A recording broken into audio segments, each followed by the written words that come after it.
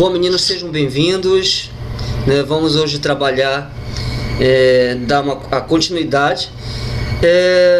Coloca uma mãozinha assim, quem assistiu a primeira parte do histórico da física quântica, do nascimento do estudo da luz, como foi descoberto a física quântica.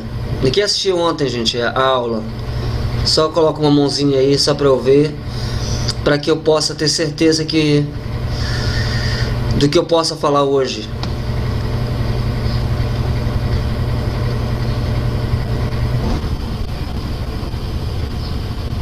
Ninguém assistiu?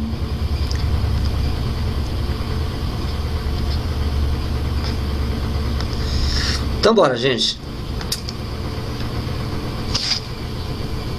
Vou compartilhar aqui. Se não assistiu, para você entender melhor essa aula, você tem que assistir essa aula, que é a primeira parte. Já está lá na plataforma de você, já está no canal, né? As primeiras partes aí da história da física quântica. Hoje vamos trabalhar. Apareceu o slide para vocês aí, gente? Apareceu? Apareceu. Então a gente vai, dar continuidade sobre isso daqui. Então na aula passada, vê se passa de slide, tá, gente? Eu vou passar de slide e vou perguntar para vocês. Então na aula passada, nós vimos que Lord Kelvin, que era um físico inglês, ele disse que faltavam duas nuvenzinhas para não ter mais nada para descobrir de física. Olha o que ele disse: não há nada mais a descobrir em física. Só tem duas pequenas nuvens que é preciso resolver. E foi na tentativa de tentar descobrir esta nuvenzinha e achar que eles já tinham descoberto tudo. Aí foi essa que surgiu a física quântica. E quais foram essas duas nuvenzinhas? A primeira nuvenzinha foi no início da relatividade, inclusive, que é da teoria da relatividade. Michel Morley, na tentativa de descobrir o éter, o que ele descobre nessa tentativa? Ele queria medir a velocidade da luz no éter, que era a quinta essência. E nessa tentativa, Michel Morley, eles descobrem que a luz, ela tem a velocidade dela é absoluta, né? O absolutismo da luz. O que isso quer dizer? Que a luz não depende de um referencial, né? A segunda nuvenzinha que eles descobriram aí era que é sobre o corpo aquecido.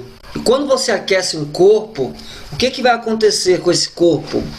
Quando você aquece um corpo, esse corpo ele começa a alterar de cor. No caso, isso é feito em chapa metálica.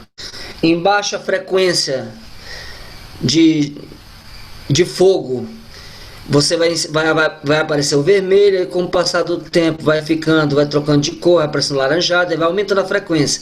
Aí a cor da chapa vai ficando amarela, depois verde, depois azul, depois anil, até chegar no violeta, né? O que acontece quando você tem a chama de um fogão. Azul é quando ela está com mais frequência, e quando está acabando o gás, ela vai diminuindo a frequência, então a chama fica vermelha. Então o fogo vermelho tem menor frequência, enquanto que o azul tem maior frequência. O nosso Sol, ele está no meio das frequências. O nosso Sol, ele é verde, ele está no meio.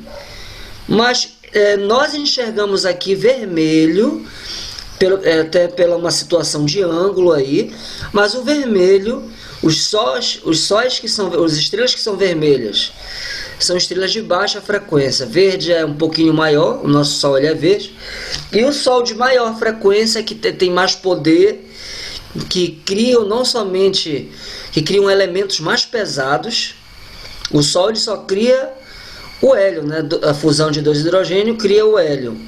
Mas quanto maior a frequência do Sol, maior é a criação deles, né? De elementos químicos. Então vamos lá. Através de fusão nuclear.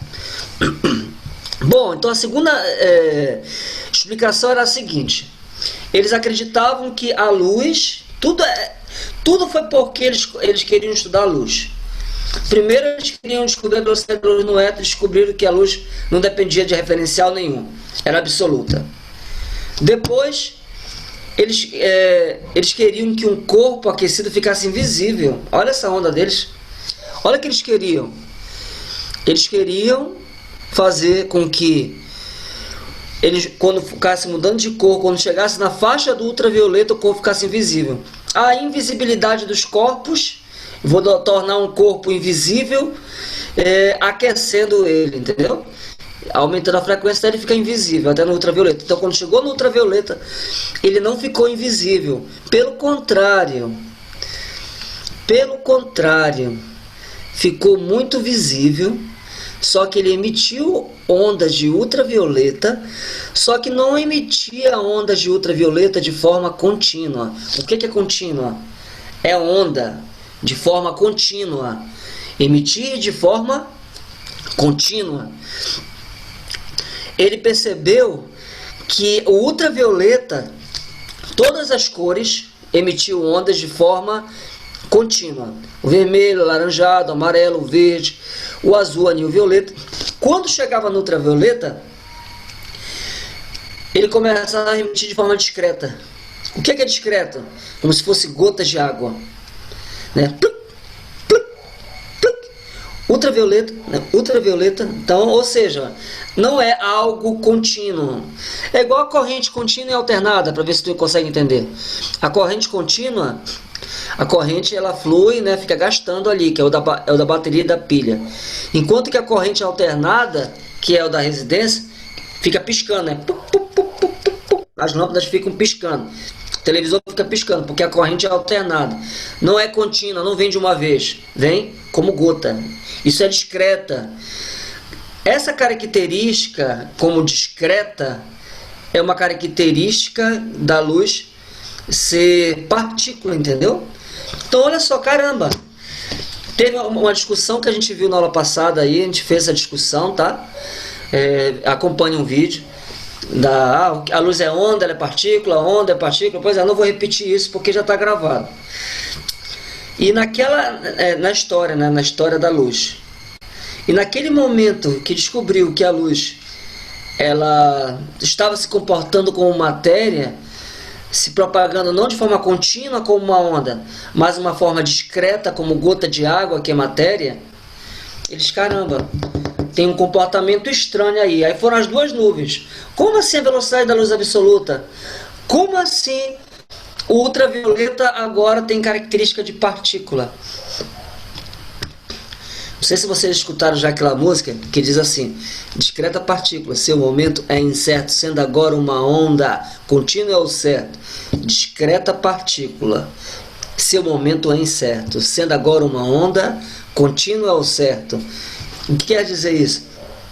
A partícula ela é discreta, ou seja, ela tem característica de matéria.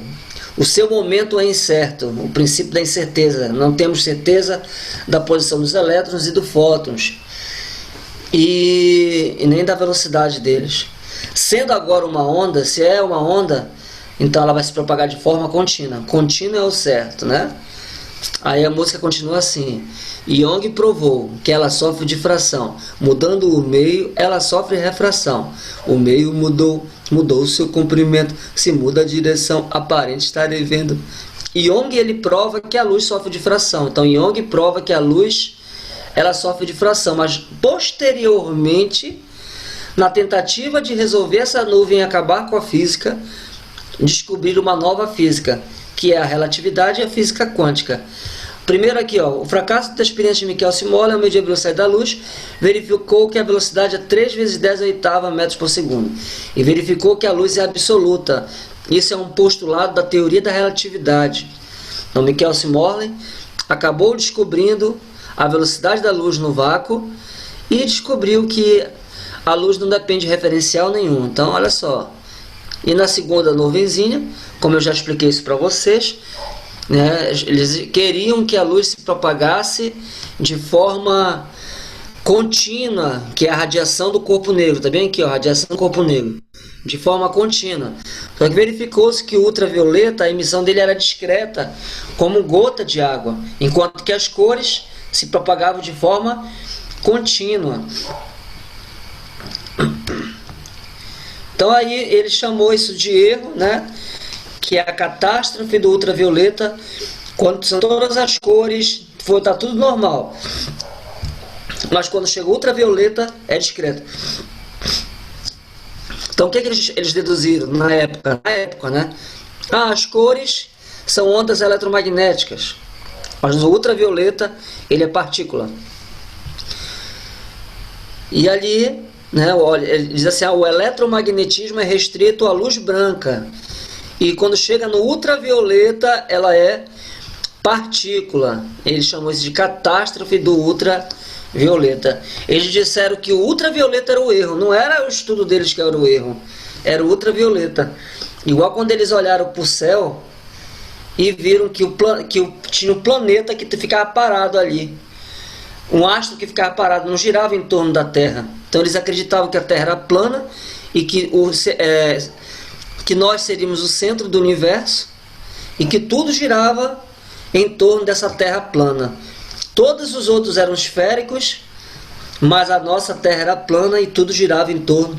É o que os terraplanistas pensam, né? O pensamento retrô, né? O pensamento medieval.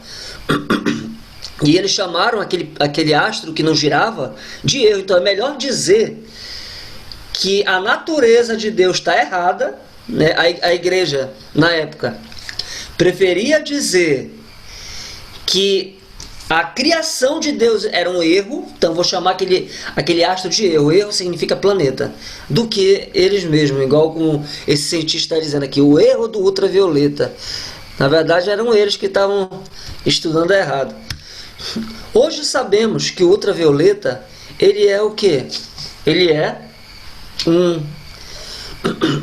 assim como a luz, qualquer tipo de luz tem um comportamento dual. É esse que é o pensamento. A gente não pode dizer o que é que ela é. Ela se comporta tanto quanto matéria quanto onda. Em determinados momentos ela se comporta como matéria e em outros momentos ela se comporta como onda. Então, na física clássica acreditava-se que quanto mais aquecido o corpo, de modo que alcançasse o ultravioleta, os corpos ficariam invisíveis. Só que não aconteceu isso. Eles tentaram aquecer o corpo, aqueceram, e ele não ficou, né, invisível. Pelo contrário, descobriram que o ultravioleta se comportava de forma discreta. E aí veio o nascimento da física moderna, da teoria da relatividade e a física quântica aí, através dessa tempestade. E a física quântica era dividida em corpo negro, teoria dos quantas, o efeito fotoelétrico, o átomo de Bohr, a natureza da luz, dualidade de onda-partícula e o princípio da incerteza de Heisenberg. É justamente essas coisas que a gente vai acompanhar aí. Então vamos lá, a luz. Está aqui, Hertz, ele é um físico alemão. A sorte que se ele tivesse nascido na época da Segunda Guerra Mundial, vocês sabem o que ia acontecer com o bichinho, né? Ele ia ser perseguido. Da radiação eletromagnética através da criação de equipamentos que emitiam e detectavam ondas de rádio. Então ele estava ali demonstrando a existência dessa radiação que era eletromagnética, que James Clerk Maxwell já tinha provado que a luz era uma onda eletromagnética, né? Faraday, ele ajudou nesse estudo aí do eletromagnetismo, através da criação de equipamentos que emitiam e detectavam ondas de rádio. Então ele estava ali, né, estudando as ondas de rádio, a emissão da onda de rádio, a recepção, ou seja, a antena, a produção é o que nós temos aqui. Foi o início do que nós temos aqui, que são as antenas e as ondas. Mas ele estava ali, apesar de ter descoberto uma parte da tecnologia ali, que é a emissão de rádio, posteriormente de TV e logo após a internet, Hertz desenvolveu experimentos sobre essas ondas eletromagnéticas, tipo a luz, não só o rádio. E ele constatou que o brilho de algumas faíscas melhorava o desempenho de um detector. Então ele percebeu que algumas faíscas, não todas, hoje a gente sabe que cada faísca, cada onda tem a sua própria frequência, então cada faísca emitia uma onda diferente, vamos dizer, era um tipo de era uma emissão de ondas diferente, então brilhos diferentes. Melhorava o desempenho de um detector ali. Então olha só, ele primeiro percebeu isso, então ele começou a investigar. Ele concluiu que a luz modificava algo no terminal negativo do equipamento experimental feito de bronze. Então assim foi concebido o efeito fotoelétrico. Por que, gente? Foi concebido o efeito fotoelétrico nesse momento. O que é o efeito fotoelétrico? Um fóton arranca um elétron. Entendeu? Um fóton arranca um elétron. Por isso que eu gosto que, principalmente a galera do convênio, aprenda a música da luz. Isso já ajudou muita gente no vestibular. Porque a física quântica é trabalhada em ondas, e ondas é trabalhada na física quântica. Não é uma questão de ondas, mas tinha física quântica lá no meio. É uma questão de física quântica, mas tinha ondas lá no meio, entendeu? Então elas estão interligadas. Porque a física quântica fala da luz como quantidade, como partícula, quantum, fóton, significa quantidade. Enquanto que a onda estuda a luz como onda eletromagnética, entendeu? É a diferença dos dois estudos da luz. E ali ele percebeu o seguinte, ó, um fóton arranca um elétron, o fóton vai lá, arranca o elétron, um fóton de luz arranca um elétron. Não existe meio fóton, não existe meio elétron, não existe 3/4 de fóton, 3/4 de elétron, não. Um fóton arranca um elétron. Então, nessa lei do efeito fotoelétrico, o N, que é o número de fótons, tem que ser números inteiros, não pode ser números fracionários, números inteiros, 1, 2, 3, 4. Por isso que eu digo assim, um fóton arranca um elétron. E quando você arranca o elétron, você produz corrente elétrica. É isso que é o efeito fotoelétrico. Deixa eu ver se mostra aqui o efeito fotoelétrico. Gente, vocês estão vendo passar o slide aí, então? Pelo amor de Deus. Fale aí, por favor. Não, professor, só tá no primeiro. Ai, por que vocês não falaram? Você que já tinha parado isso, mas na outra aula. O que tem que fazer? Eu tenho que perguntar para alguém. Porque tá desde quarta-feira assim, que não passa o slide. Não tô entendendo por quê. E só no meu não tá passando. Agora passou, passou. Mas isso aí, essa pastinha já falou. Que é do erro. Pois é, eu vou colocar aqui. Gente, então, vocês conseguem ver assim, né? Uhum. Assim vocês conseguem ver, né? Então eu vou... Não vai ter igual como slide, né? Deixa eu ver aqui. Vou passando assim, tá? Falei aqui das duas nuvenzinhas. A primeira nuvenzinha aqui é a velocidade da luz absoluta. A segunda nuvenzinha foi que ele percebeu que o ultravioleta não se propagava de forma contínua, mas se propagava de forma discreta, né? O ultravioleta. Enquanto que todas as cores se propagam de forma contínua. né? Aqui é a catástrofe do ultravioleta, que eles preferiram dizer que é um erro, o erro ultravioleta, né? É mais fácil dizer que quem está errado é o ultravioleta, não eles. E eles achavam que iam ficar invisível, só que não ficava nada invisível.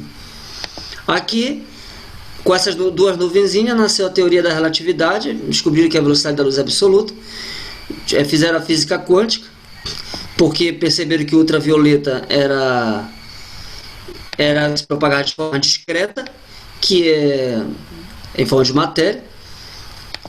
E ali, né, mais um problema que foi descoberto da luz. Hertz, tentando estudar ali as ondas de rádio, a emissão e a captação das ondas de rádio, percebeu aqui, deixa eu pegar aqui o piloto do Zoom mesmo. Então ele percebeu que Hertz percebeu que o bronze, que o equipamento que tinha um terminal negativo, que era feito de bronze, esse material que era feito de bronze são materiais que têm elétrons livres. E ele percebeu ali que a luz que estava bem ali modificava o comportamento desse terminal, ou seja, gerava ali como se fossem assim, correntes elétricas naquela placa de bronze. Como a luz pode interferir na placa de bronze? Entendeu? Como a luz pode interferir na placa de bronze. Então o que eles começaram a entender? Caramba, isso Faraday já tinha falado. Faraday, eu não sei se você lembra que eu comentei muito em eletricidade. Era isso que ele estava tentando estudar, ele estava querendo unificar o estudo da luz com o estudo da eletricidade. Olha só, a luz ligada com a eletricidade. Quando foi que ele tentou fazer essa conexão da luz? Quando um amigo dele, que era como se fosse não é o amigo, o patrão dele, que era um cientista, que convocou Faraday para Faraday ser ajudante, ele com inveja, porque Faraday estava sendo mais reconhecido que o próprio mestre, ele mandou ele lá para um lugar onde fazia vidro. E ali ele tinha que estudar o melhor tipo de vidro, então ele tinha que estudar a luz. Então, como ele estava estudando eletricidade, ele pensou assim, olhando ali, a luz aparecendo 7 cores, será que a luz ela pode interferir na eletricidade? Então ele tentou, não sei se ele progrediu nesses estudos, eu não vi sobre isso, porque a física quântica aparece só depois, né? E ali o que é a física quântica? Uma das coisas é que a luz tem interferência no mundo de matéria, entendeu? Ele tem interferência. Gente, a luz ela é importante agora nesse momento de pandemia. Quem é que pode me ajudar aí? A luz é importante nesse momento de pandemia? O que você acha? Alguém pode interagir aí um pouquinho? Você acha que a luz... Eu acho que sim, professor. É uma das recomendações a você ficar exposto Isso. a pelo menos uns 15 minutos ao dia, né? Vitamina D. Por causa de quê? Vitamina D. Vitamina D, não é? Ou seja, o sol, ele mexe com a estrutura do teu corpo. Gente, sinceramente, o que acontece, olha o nome, fotossíntese. O que é fotossíntese? Foto significa luz. Síntese significa sintetizar. Ou seja, a luz, o fóton, irá sintetizar componentes do teu corpo para produzir a vitamina D. Então não que a luz, o pessoal pensa, a luz tem vitamina D. Tem gente que fala assim, não, a luz ela sintetiza. Assim como a luz ela arranca elétron, ela também vai reagir nos elementos químicos. Então a luz é fundamental na interação com a matéria. É isso que a física quântica estuda, a interação da luz com a matéria. E lembrando que a luz ela tem comportamento da própria matéria. Ela não só interage com a matéria, mas também ela se comporta como a própria matéria. Como eu fiz a ligação para ver se tu consegue entender sobre a luz. Porque se tu pensar em ciência, pode te dar um nó. Mas se tu for para algo que tu já conhece e que tu já ouviste falar, é mais fácil de tu conseguir aceitar. Quando eu fiz a associação de Jesus Cristo sendo a luz do mundo, ele se comportava como matéria quando os discípulos tocavam nele e ele se comportava como onda quando ele estava em vários lugares ao mesmo tempo. E o que é? Por exemplo, o elétron tem o mesmo comportamento da luz, um comportamento dual. Falamos isso na aula passada. O elétron, quando você está observando o elétron, ele é matéria. É o mesmo que quando eu estou observando para você, você é matéria. É o mesmo que quando os discípulos estavam olhando para Jesus, ele era matéria. O elétron, ele é onipotente. É a mesma característica de Deus. Ele está em vários lugares ao mesmo tempo. Ele tem o mesmo comportamento da luz. E nós somos cheios de elétrons no nosso corpo. Ou seja, nós somos a imagem e semelhança de Deus. O que acontece no mundo quântico acontece com a gente, vamos dizer assim, para que você possa entender. Só para você associar a física quântica e você conseguir entender. Agora, quando os discípulos pararam de observar Jesus, quando olhou, cadê ele? As portas estavam trancadas, ele já apareceu. Talvez ele tenha aparecido ao mesmo tempo. Ninguém sabe se foi teletransporte ou simplesmente ele estava em dois lugares ao mesmo tempo. Ninguém sabe. Se ele está em vários lugares, ele está se comportando como onda quando ele não está sendo observado. Então é mais ou menos assim que o elétron ele se comporta, os fótons se comportam. Não existe discreta partícula, o seu momento é incerto. Ou seja, o que é momento? A velocidade dele, momento é a quantidade de movimento. A velocidade dele, não sabemos a velocidade dele e não sabemos a posição dele. Não sabemos. Então é mais ou menos isso, gente. Então, imaginando, concluiu que a luz modificava o terminal negativo do equipamento experimental feito de bronze. Ou seja, a luz interagindo com a matéria. A luz interagindo com o corpo. A luz interagindo com as plantas. Você entende?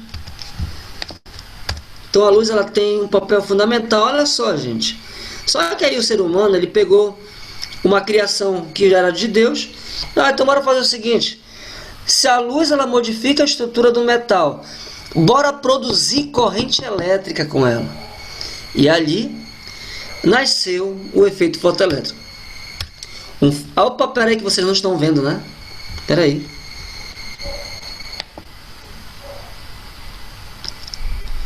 Vê se apareceu escrito aí, o efeito fotoelétrico. Tá escrito aí? Apareceu escrito? Quando um feixe de luz incide sobre uma superfície metálica e consequentemente ejeta elétrons dela, sendo este chamado de fotoelétron. Um fotoarranque elétrico. Improváveis posições. Efeito fotoelétrico nas instalações. É assim, ó. Discreta partícula, sem momento, é incerto, sendo agora uma onda contínua é o certo. Young provou que ela sofre difração. Mudando o meio, ela sofre refração. O meio mudou seu comprimento. Se muda a direção, aparente estarei vendo luz o enigma da vida. Ilumine nossos caminhos. Nuvens esquente em dias frios. A fotossíntese é teu domínio. Assim, ó. A velocidade e seu comprimento são proporcionais. Rotação no mesmo tempo. O ângulo de incidência e o de reflexão sempre são iguais. Esta é a reflexão. Na reflexão, o raio incidido está no mesmo plano que o raio refletido. Eletromagnético ou uma partícula, fotopartícula, a onda partícula, a luz. Olha só, musiquinha da luz. A luz ela vai arrancar esse elétron. E se ela arranca elétron, uma correnteza de elétrons é chamada de quê? De corrente elétrica. Então hoje você, como eu já falei na aula passada, quando você entra, na aula de ontem no caso, quando você entra no shopping, a porta se abre sozinha. Por quê? Você está emitindo luz. Você é a luz do mundo. Para alguns religiosos, eu acredito que somente algumas pessoas específicas são a luz do mundo. Mas para a física quântica, todos nós temos características de luz. Todos nós temos a essência de luz. E todos nós emitimos luz. Eu, pessoalmente, acredito que eu sou a luz. Eu acredito que você é a luz. Que nós somos feitos aqui, ó. Se você se tocar, você pensa que você está tocando na matéria, mas você só está tocando em campos elétricos. Nós somos feitos de campos elétricos, gente. Partícula mesmo fica no núcleo e é muito distante, é algo muito pequeno, entendeu? Serve só para te dar massa, serve só para te dar peso, matéria. Mas tu não toca na matéria, você toca em campos elétricos. Ninguém consegue interagir matéria com matéria. Não é, são campos elétricos. Então o que acontece aí? A luz vai injetar elétrico, vai produzir corrente elétrica. Então tu está entrando ali, tu é a luz do mundo, tu vai entrando, a lâmpada vai acendendo, a torneira vai ligando, depende se os lugares têm sensores, né? O vaso sanitário funciona sozinho, o ar quente sai na tua mão só com o calor do teu corpo. Ou seja, o que é calor? É luz. É o infravermelho, um tipo de onda eletromagnética, é um tipo de luz invisível que você está emitindo. A cobra, ela enxerga essa luz. Ela não enxerga a nossa, a cobra é cega. Não, ela não enxerga a nossa, mas ela enxerga o infravermelho. A abelha, ela enxerga ultravioleta. A gente não enxerga, mas a abelha enxerga ultravioleta. Ou seja, cada animal enxerga um tipo de luz. Nós enxergamos a luz branca, é a faixa vermelho até o violeta.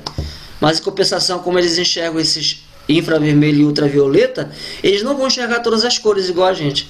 Então a gente é mais beneficiado, que a gente enxerga o colorido, a gente enxerga os sete, né, as 7 cores da natureza. Na verdade são milhares, né?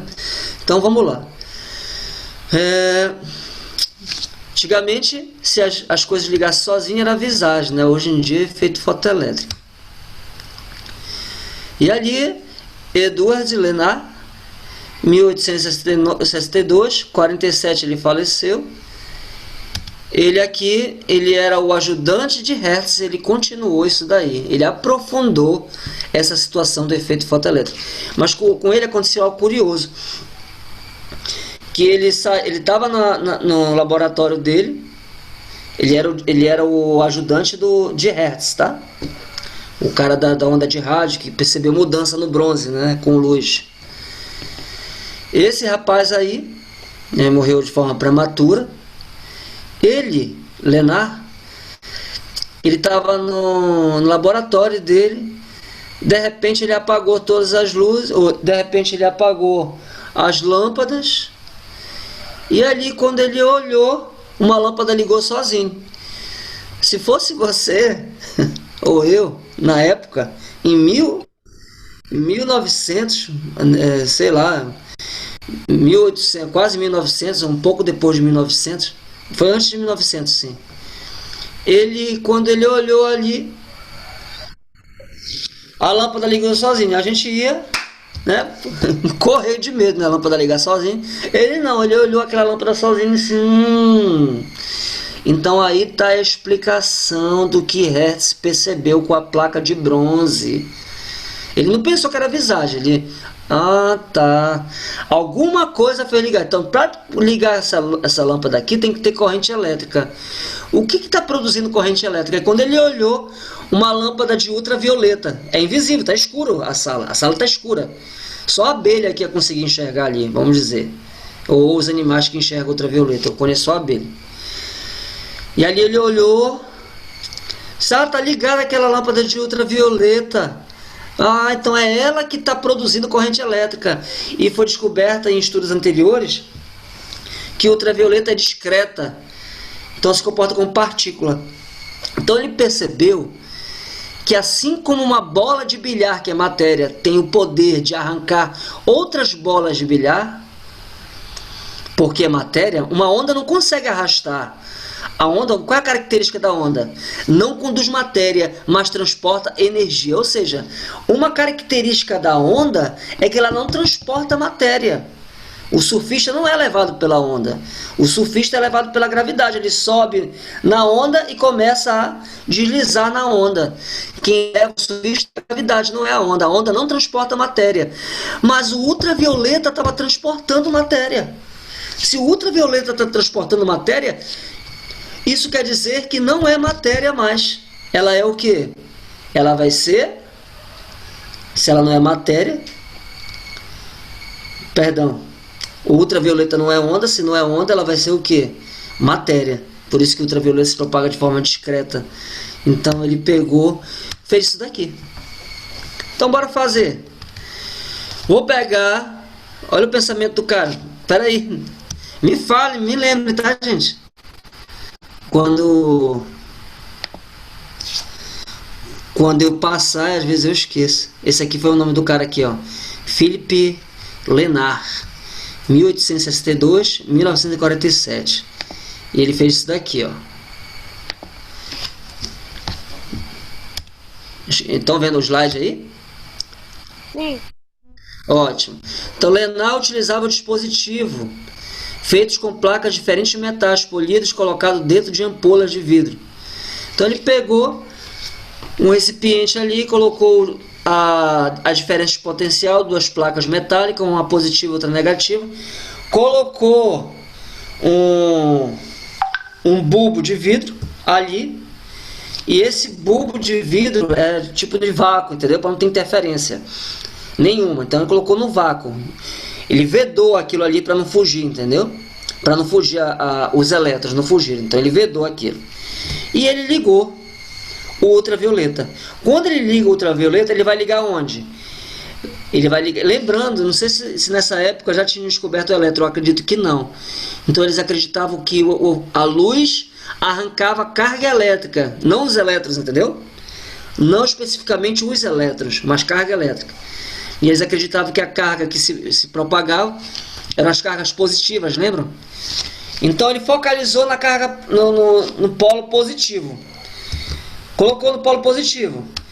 Com o objetivo de quê?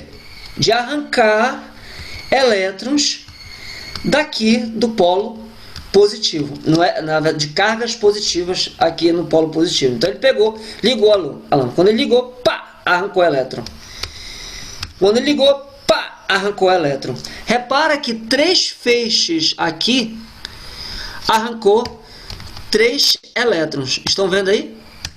Arrancou 3 elétrons. Estão vendo o movimento aí, gente? Não. Tá parada. Tá parada a tela?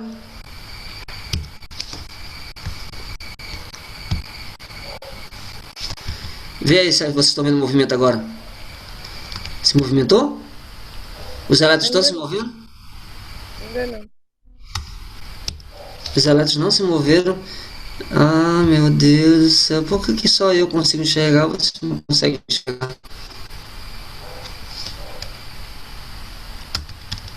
Estão vendo aí os elétrons se mexerem?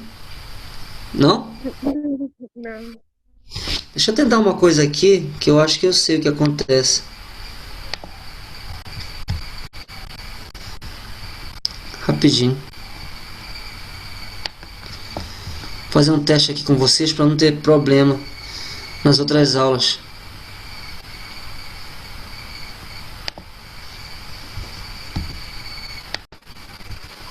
Ótimo, então eu tenho aqui um fóton arrancando um elétron bem aqui, certo? Um fóton arrancando um elétron.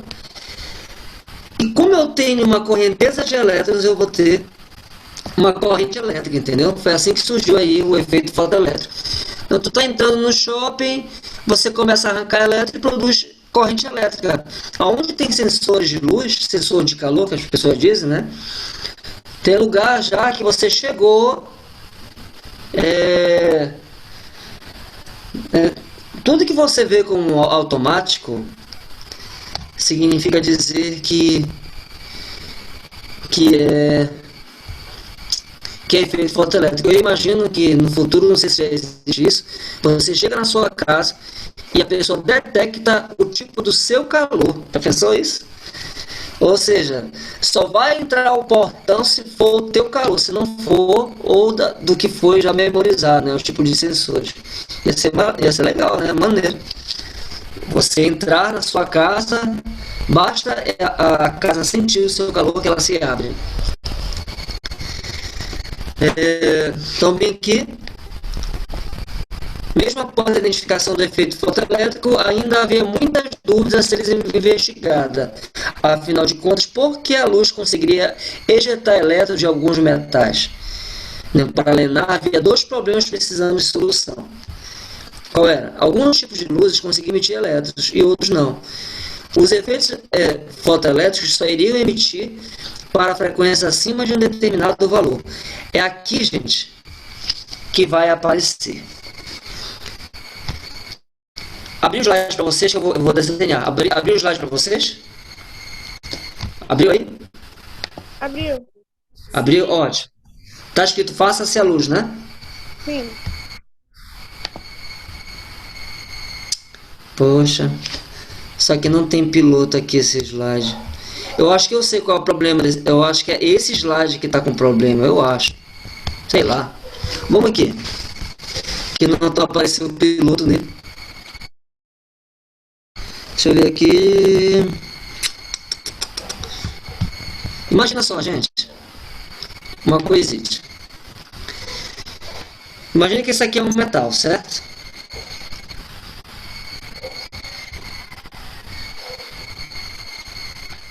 Imagina que isso aqui é um metal. Tem aqui um metal bem aqui. Esse metal que vocês estão vendo bem aqui, justamente ele tem, se ele é metal, ele tem elétrons livres. E se eles têm elétrons livres, significa dizer que vai ser fácil de eu arrancar elétrons dele. Então eu vou pegar, eu ligo uma luz bem aqui. Quando eu ligo a luz, eu percebi que essa luz não conseguiu arrancar elétrons. Essa luz não conseguiu arrancar elétrons. Então eu vou pegar, mudar de cor. Não sei onde é que muda de cor aqui, eu só sei onde é que muda de cor no PowerPoint. Ah, tá aqui. Então eu vou pegar, não deu certo essa luz, eu vou pegar o vermelho. O vermelho tem mais frequência ou menos frequência? Menos frequência. Menos frequência. Aí o vermelho não conseguiu arrancar, tem menos frequência ainda do que a primeira luz. Lembrando que o vermelho é o que tem menor frequência de todas, tá? O vermelho é o que tem menor frequência. Aí eu vou trocar então para o amarelo. Quando eu troco para o amarelo, também não conseguiu arrancar o amarelo. Não conseguiu arrancar. Aí eu vou aqui, vou para o azul. Quando eu troco para o azul tem mais ou menos frequência? Tem mais. O azul é o que tem mais frequência, né? O violeta tem mais ainda. Pô, beleza. Quando foi o azul, ele conseguiu arrancar um elétron. O elétron saiu daqui disparado. Saiu 2 elétrons porque eu lancei 2 fótons de azul. Então o azul conseguia arrancar. Então o que a gente percebeu? Que o arranque dos elétrons está associado com o quê? Com a frequência. Bom, eu gosto muito de meditar nas coisas para conseguir entender o porquê que isso acontece. O que foi que eu deduzi com tudo isso? O que eu deduzi, Eduardo? Eu tento pegar a física quântica e jogar para a nossa vida. Você quer arrancar. Você não vai falar a palavra arrancar, mas você quer tirar alguém para lhe acompanhar. Porque o que o fóton faz? Os cientistas acabaram sendo insensíveis quando eles dizem arrancar. eu vou arrancar aquele elétron. Ele arranca realmente, mas o fóton vai junto com ele. O fóton e o elétron vão ser um só. Então eles vão compartilhar uma vida juntos, né? Um só, eles vão embora. O elétron absorve o fóton e eles se tornam uma só pessoa, uma só partícula. E eles, tanto que depois aquele mesmo elétron que recebeu aquele fóton, quando ele relaxa, ele vai remitir outros fótons, dependendo de como ele vai relaxar. Então ele recebe fóton e emite fóton. Bom, gente, jogando pra gente, você quer alguém na sua vida. E se você quer alguém na sua vida, você quer que aquela pessoa realmente seja, faça parte da sua vida. A física quântica ela diz que para você arrancar elétron, você não pode tirar o elétron com a força. Você não pode arrancar elétron com força, utilizando força. Por exemplo, eu quero arrancar na força com a luz vermelha. O que é aumentar a força? Aumentar o brilho, né? Colocar bem vermelho, colocar uma bateria de fusão nuclear, aquela mesma energia do Sol, para deixar com muito brilho e arrancar aquele elétron. Gente, não vai arrancar elétron com força. Memoriza isso, que isso cai no vestibular. Você não consegue arrancar elétron com força. Você arranca elétron com frequência, ou seja, com vibração. Você arranca o elétron não com força. Tá escrito nas escrituras. Não é por força e nem por violência. Não está dizendo isso? Não é por força e nem por violência para você arrancar uma pessoa de um lugar e trazer para o nosso lado. Não é por força e nem por violência que você vai conseguir arrancar alguém da sua casa e convidar você para sair. Não é por força e nem por violência que você vai fazer com que seu filho faça o curso que você quer. Não é por força e por violência que as pessoas são convencidas de fazerem coisas que nós queremos fazer. Isso não é força e nem violência. Na física quântica, a força e a violência não leva você a nada, não arranca nada, não consegue nada. O que vai conseguir arrancar? O que a física quântica vai nos ensinar? Para você arrancar, você tem que utilizar o quê? Frequência. Aí eu jogo, isso é uma opinião minha. O que é uma... Como assim frequência? Para as ondas, frequência, você pega o vermelho, troca para o violeta, você aumentou a frequência. Então, se você aumenta a frequência, você consegue arrancar aquele elétron. Tem aqui esse elétron, vem aqui. Esse elétron está vibrando assim. A frequência dele, vamos dizer, seja de 20 mil Hz. Essa é a frequência dele. Ele vibra 20 mil Hz. O que é 20 mil Hz? Ele faz 20 mil... Perdão. Ele faz 20 mil ciclos por segundo. É isso que é 20 mil Hz. 20 mil vibradas por segundo. Isso que é 20 mil Hz. Então, se eu emitir uma luz aqui com uma frequência menor do que 20 mil Hz, eu não vou conseguir arrancar. Eu vou pegar essa energia que tem uma frequência baixa e aumentar a força dela. Não vai conseguir. O que tem que fazer para... Eu tenho que arranjar alguém que vibre parecido com ela. Se vibra parecido, aí pá, arranca o elétron. Entendeu? Alguém que vibre parecido. Ou seja, como é que você vai conseguir arrancar alguém? Você tem que falar a mesma língua que ela. Você tem que estar numa vibração parecida com a dela. Se você está numa vibração de histeria e tal, uma vibração e aquela pessoa está ali na paz, a frequência de vocês duas vai ser completamente diferente. Quem sabe a frequência que está ali, a pessoa que está ali, né, estafado, cheio de problema na cabeça e chegando ali cheio de estresse, a pessoa vai tentar dizer, bora sair. Não, não quero. Bora, não tô mandando tu sair. Olha, eu vou te puxar igual na época das cavernas, né? Vou te puxar pelo cabelo e te levar pro cinema. Aquela pessoa pode arrancar a pessoa. Ela pode arrancar na força aquela pessoa dali, mas ela não vai arrancar o coração. Como você faz para arrancar o coração de alguém? Você tem que estar numa frequência parecida com a dela, ou seja, ou com uma frequência parecida ou com uma frequência o quê? Maior que a dela. Se você tiver uma frequência parecida ou maior que a dela, você arranca o elétron que você quiser, com uma frequência que esteja parecida com a sua. Então é isso. Você tem que chegar ali com uma boa frequência, com uma boa vibração, e ali você consegue arrancar quem você quiser. Você vai, eu vou pedir para vocês fazerem um trabalho. Essas aulas que eu estou ministrando aqui com vocês, eu não fico perturbando vocês. Eu sei que a gente tem que, às vezes, né, tá ali forçando e tal, mas olha, né, dizendo, bora estudar, bora lá, gente, bora estudar, né, isso tem que fazer até com meus filhinhos, tem que ficar cobrando deles, bora lá, bora estudar.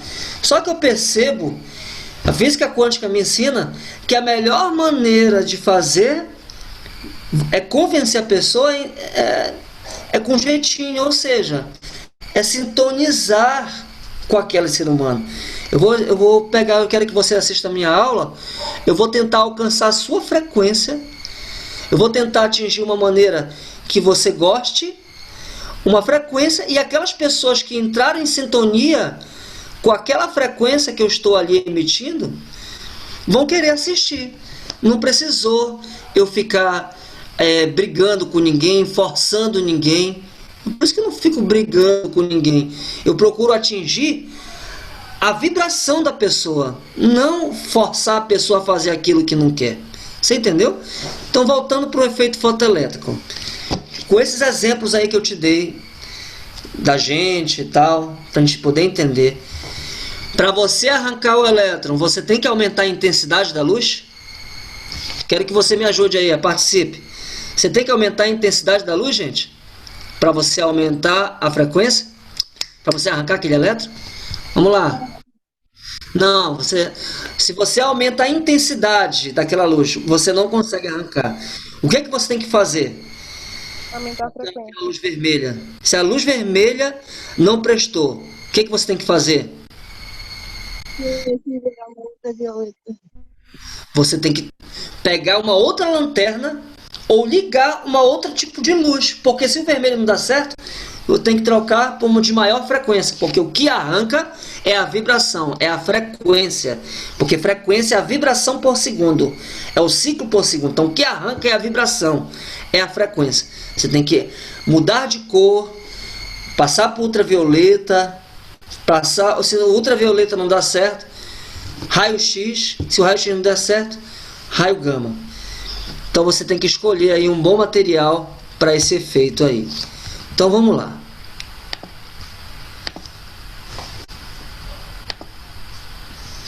Aí aqui, ó, a nova incerteza acerca da natureza da luz. Durou 5 anos sendo construída uma nova solução em 1905. Então, ó, ou seja, várias pessoas já tinham falado sobre isso. Albert Einstein, em 1905, pegou o que Michelson Morley estudou, que a velocidade da luz é absoluta. Pegou o que Hertz com o Lenard tinha descoberto sobre o efeito fotoelétrico. Pegou os estudos de Poincaré também da relatividade, juntou tudo, publicou 3 artigos. Ano miraculoso de Einstein. Falou sobre o efeito fotoelétrico, eletrodinâmica das partículas. Falou sobre a teoria da relatividade. Falou 3 artigos ali. E ali ele ganhou o prêmio Nobel, acredito que em 2 delas. O que ele não ganhou foi na teoria da relatividade, já pensou? Ele não ganhou o Nobel falando da viagem do tempo, gente. Acho que aquilo era muito absurdo na época. Mas depois, com o passar do tempo, foi descobrindo que Einstein estava certo. Olha só. Em 1905, Einstein inspirou em Planck, que era um amigo dele. Deixa eu só apagar o quadro aqui.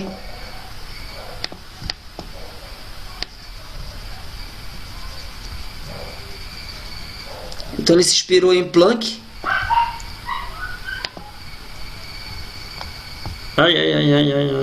Sai daqui. Planck era o cara que falou para Einstein falar assim só: você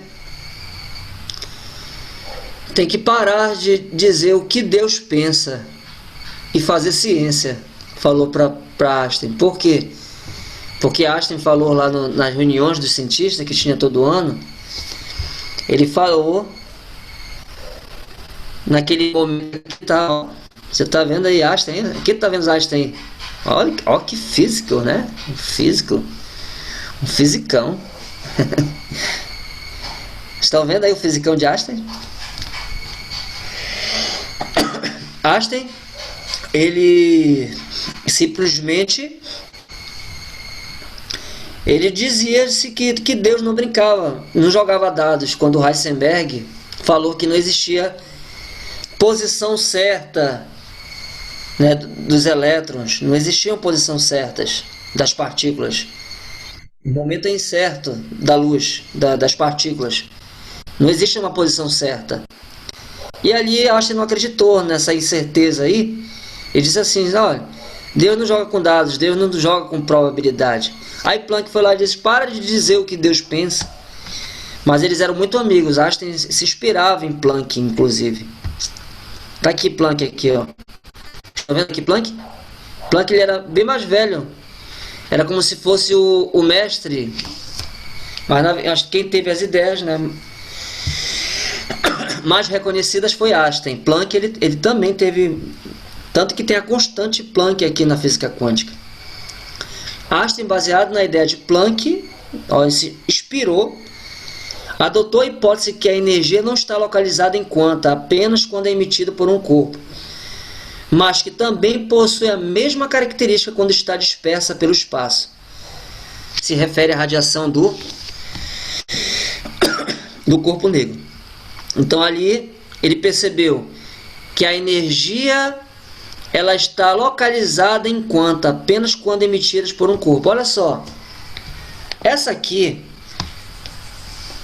é a fórmula que Einstein trabalhava muito. Eu acredito que foi Planck que tenha formulado. Ele pegou aqui energia, que é igual a HF. Ou seja, para que tenha muita energia, na física clássica, o que vai aumentar a energia de um corpo? Quanto mais força, mais energia. Não é assim no carro? Se eu tenho um carro que tenha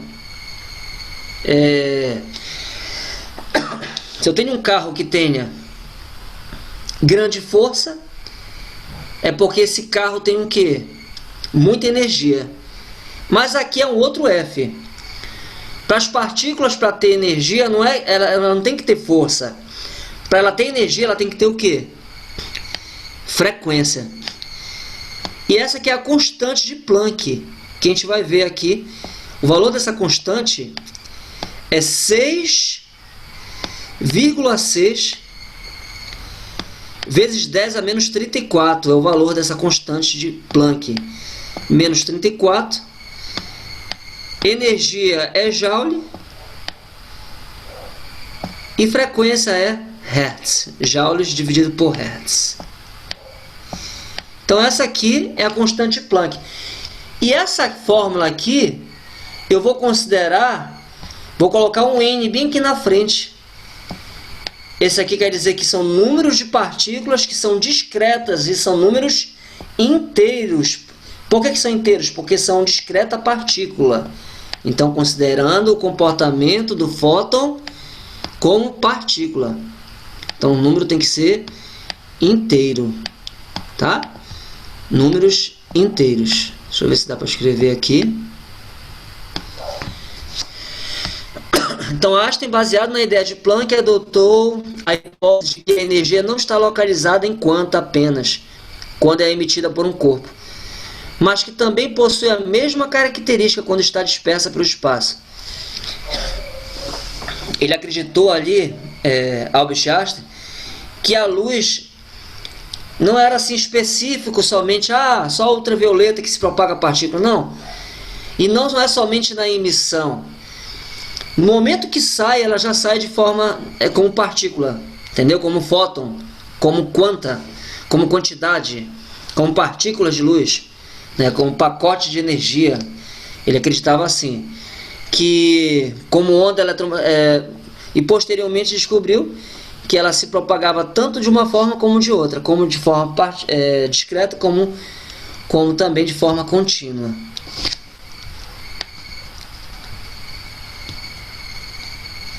Já está aqui finalizando, né? Paramos aqui em efeito fotoelétrico.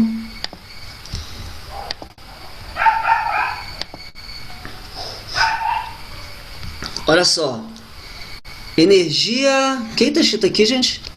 Que está tampando aqui. Energia está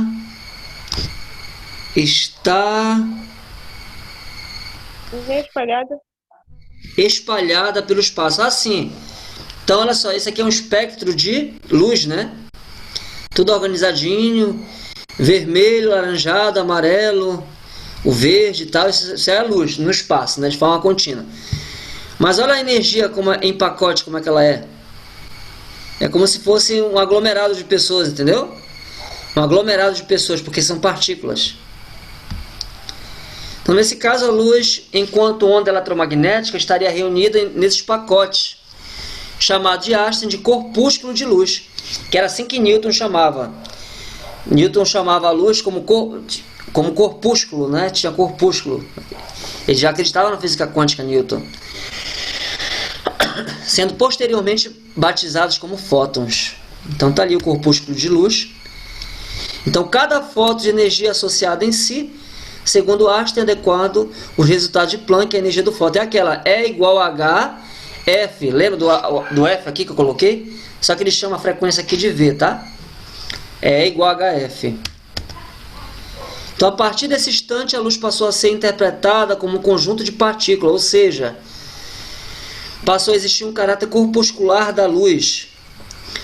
No efeito fotoelétrico, um fóton penetra em uma superfície metálica, que transfere para um único elétron toda a sua energia.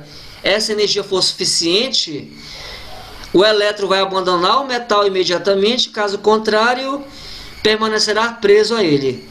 Dessa maneira, a interpretação da luz como fóton explica a ausência de tempo de retardamento.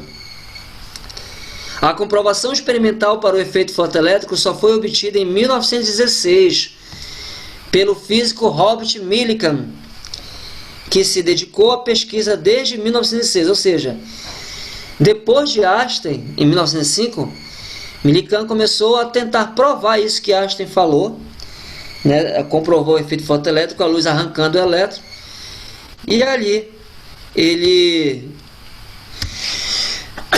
descobriu isso aqui. Aqui é um pequeno vídeo, mas não sei se não dá mais tempo. Então, o que é a luz? Vai perguntar ali. Embora o efeito fotoelétrico só tenha sido completamente explicado a partir da adoção do fóton, luz enquanto partícula, há outros fenômenos que são perfeitamente explicados somente pelo caráter ondulatório. Luz enquanto onda. Como difração e interferência, você vai explicar como onda. E ali, dessa forma, não podemos dizer que a luz é apenas uma onda ou apenas uma partícula. A gente não pode dizer que ela é onda, que ela é partícula, já que ela pode apresentar ambos comportamentos. Por esse motivo, é possível dizer que na luz há dualidade de onda-partícula. A luz apresenta apenas características por vez, ou seja, ou se manifesta como onda, ou se manifesta como partícula. Então, para a gente finalizar o nosso vídeo, finalizar aqui com esse psicólogo, aí aparece aqui o fóton, né? O fóton doente, bem aqui na cama, dizendo assim: partícula ou onda, ser ou não ser, eis a questão, doutor. Aí ele pergunta, né, doutor, mas senhor fóton, por que não ser onda-partícula, né? Ao invés de ficar confuso e não saber o que ele é, por que não ser as duas coisas? Para a gente finalizar aqui, eu acredito o seguinte, que nós somos luz, nós somos imagem e semelhança. nós estamos aqui sendo observados um pelo outro, por isso somos partículas, por isso somos matéria. Mas quem pode me provar o contrário em dizer que também somos luz, somos ondas eletromagnéticas? Por quê? Não nos comportamos parecidos se a gente é feito de um monte desses elétrons aí e é feito de luz? Por que a gente não tem esse comportamento dual? Na física, só é permitido o comportamento dual em partículas muito pequenas, isso que os cientistas dizem.